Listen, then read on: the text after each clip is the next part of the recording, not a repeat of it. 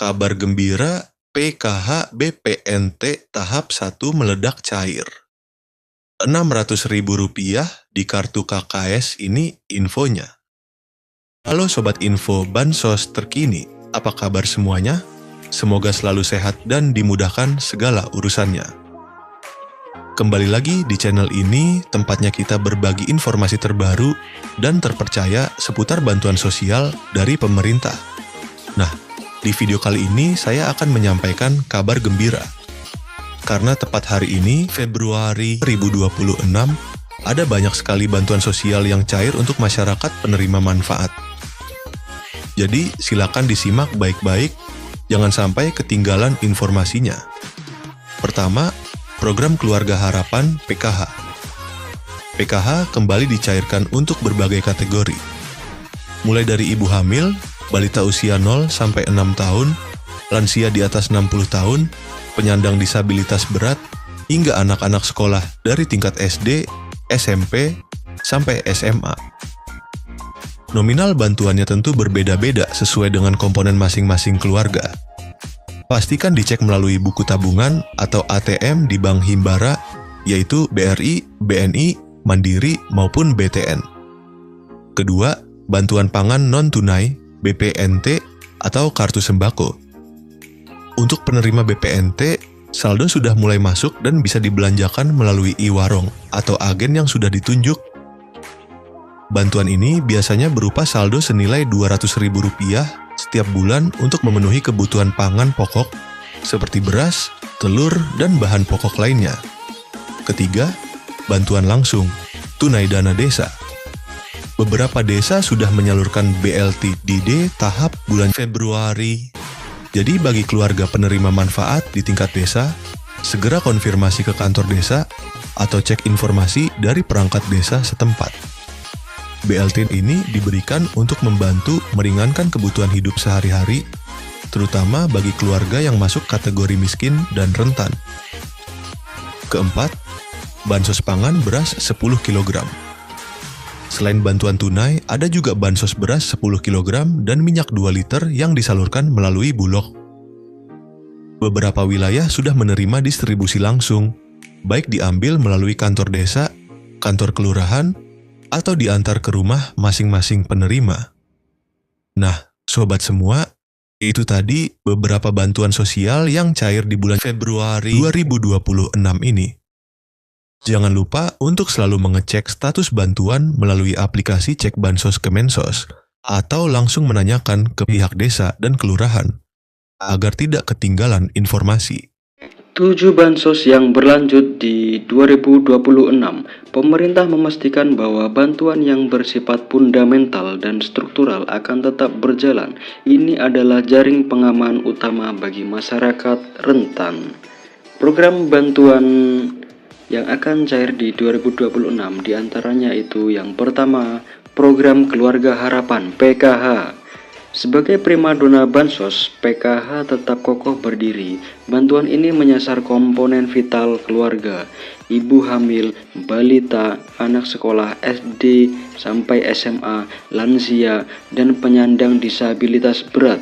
Mekanisme penyalurannya diprediksi tidak berubah, yakni cair bertahap 4 kali setahun.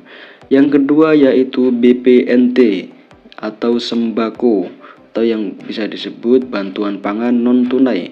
Kebutuhan pangan tetap menjadi prioritas nomor 1.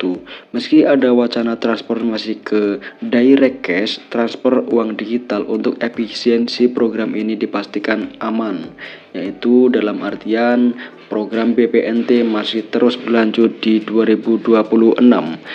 Yang ketiga yaitu bantuan PIP, Program Indonesia Pintar. Komitmen mencerdaskan bangsa tidak surut. Anak-anak dari keluarga prasejahtera tetap dijamin akses pendidikannya melalui bantuan tunai PIP. Jadi PIP di 2026 akan tetap berlanjut. Yang keempat yaitu PBI JKN atau Kartu Indonesia Sehat gratis dari pemerintah.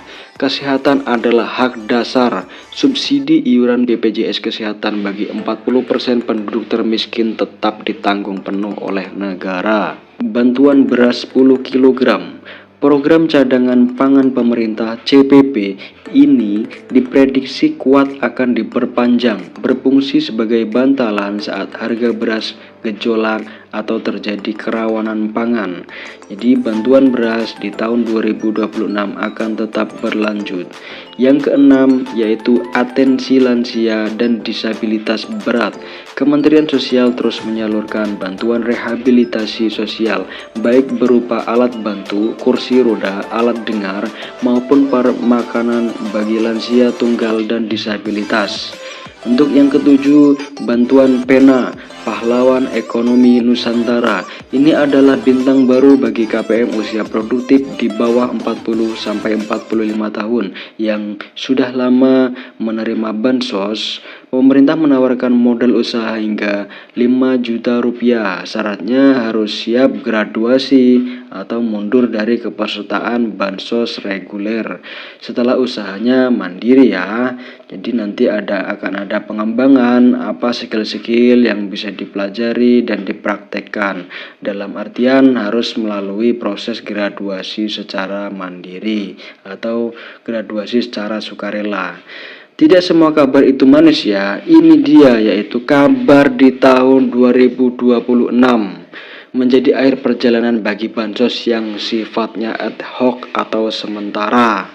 Nah, selanjutnya bansos yang kemungkinan di tahun 2026 tidak akan cair lagi yaitu BLT Kesejahteraan Rakyat atau BLT Kesra.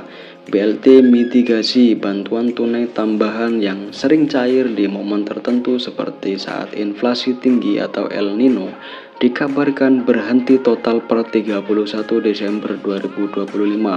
Sifatnya yang fleksibel dan temporer membuat program ini tidak masuk dalam anggaran rutin jangka panjang 2026. Bantuan subsidi BSU, program yang sempat hits saat pandemi ini juga diprediksi tidak akan muncul kembali seiring dengan pulihnya kondisi ekonomi pasca krisis.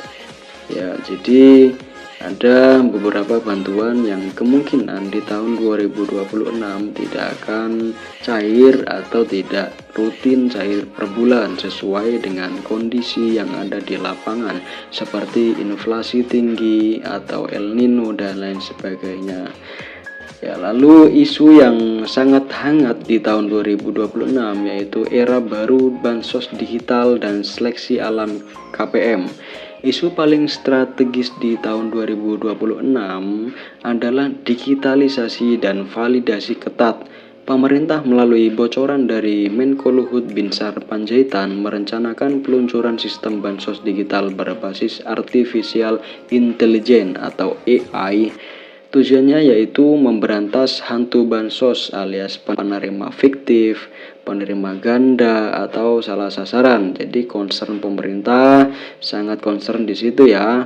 Seperti penerimanya yang nggak ada atau bansosnya tetap cair, meninggal tetap bansosnya cair, atau penerima ganda atau salah sasaran. Itu pasti menjadi concern agar efisiensi menggunakan artificial intelligence. Apa konsekuensinya bagi KPM jadi KPM yang terdeteksi sudah mampu secara ekonomi, memiliki aset, gaji UMR atau di atas UMR dan lain sebagainya, yang intinya mampu akan langsung dinonaktifkan dari DTKS, data terpadu kesejahteraan sosial. Fokus pemerintah bergeser dari sekedar menyalurkan bantuan menjadi mencetak keluarga yang mandiri secara ekonomi. Saran bagi KPM, jadi simak secara sesama dan teliti. Saran bagi KPM, jangan terlena, pastikan data kependudukan Anda, KK, KTP Anda valid ya dan terbaru. Jadi ketika ada perubahan apapun itu disampaikan ke Dispenduk, datanya itu harus yang valid dan terbaru. Bagi yang masih muda dan produktif, manfaatkan program Pena untuk memulai usaha. Jadi bantuan itu bukan gaji ya sobat bansos semuanya. Jadi jangan terlalu mengandalkan bantuan sosial dari pemerintah. Gunakanlah bantuan sosial itu untuk produktivitas Anda, membantu ekonomi Anda, membantu usaha Anda agar Anda berkembang dan usaha Anda juga berkembang, dan nantinya ekonomi Anda juga berkembang dan stabil. Karena di masa depan bansos tunai murni akan semakin diperketat seleksinya. Jadi tidak semua orang serta-merta gampang untuk menerima bansos ini. Ya, mungkin itu saja pembahasan dari saya. Jika pembahasan saya kurang jelas atau sobat semua ada pertanyaan yang seputar bansos, saya selalu terbuka. Ya mungkin itu saja dari saya. Kurang lebihnya mohon maaf apabila ada kata-kata yang kurang berkenan. Dari saya, wassalamualaikum warahmatullahi wabarakatuh. Salam sejahtera, salam tepat sasaran.